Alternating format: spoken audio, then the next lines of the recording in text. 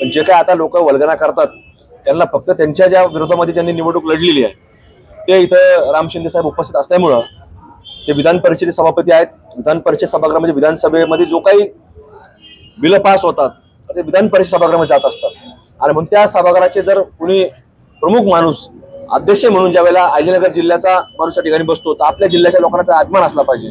पण तसं न होता त्याचे कुठेतरी कार्यक्रमाला ते आले, उपस्थिती दर्शवली, त्याची कुठेतरी ते झोंबल्यामुळं हे लोक आता वेगवेगळ्या प्रकारे काहीतरी वल्गना करतात. कारण त्याच दिवशी त्यांनी ते इतक्या दिवस त्यांना 4 दिवस कुस्त्या बघायला येता नाही आलं, कुस्त्या कधी काय त्याच्यामध्ये काय चाललंय कधी विचारलं येता नाही आलं. आणि ज्या त्यांनी सांगतात की इथं राजकीय झालं, त्याच्या अगोदर 66-67 महाराष्ट्रात झाल्या त्याला कुठले काय हरिभक्त पारायण आलेले नव्हते, कुठले सामाजिक कार्यकर्ते आले नव्हते, त्याला सगळे हेच लोक होते, राजकीय लोक असतात कार्यक्रमाला. शेवटी तो आयोजक असतो, तो ठरणार व्यासपीठावर कोणाला घ्यायचं, प्रमुख पाहुणे कोणाला बोलायचं, तो आमचा स्वतंत्र अधिकार आहे. त्याच्यावर ते काय ते बारामती ॲग्रो फर्म नाही, ती बारामती ॲग्रो प्रायव्हेट लिमिटेड ती कंपनी नाही आहे. त्यामुळे आम्ही जनतेमध्ये काम करणारे लोक आहेत, आम्ही ज्या त्या ठिकाणच्या जिल्ह्यामध्ये जनतेचे लोक आम्ही बोलवले.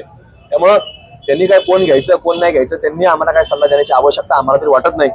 पण तिथं जी घेतलेली आहे त्याच्यामध्ये आता कोण लोक येतात पाहू, सामाजिक क्षेत्रातले लोक घेतात का कुस्तीचे लोक घेतात. कारण आमच्याकडे सुद्धा 3 स्टेज वेगळे केले होते आणि मल्लांना सुद्धा जे मोठे मल्ल आहेत महाराष्ट्रात ज्यांनी काम केलं, देशात ज्यांनी मल्ल म्हणून काम केलेलं आहे, तसे प्रेरणा देणारे लोकच मंचावरती एक नाही तर जवळपास 4-5 दिवस जेवढ्या कुस्त्या चालल्यात तेव्हा 4-5 दिवस ते सगळे लोक व्यासपीठावर होते आणि फार मोठा सोहळा तो झालेला आहे.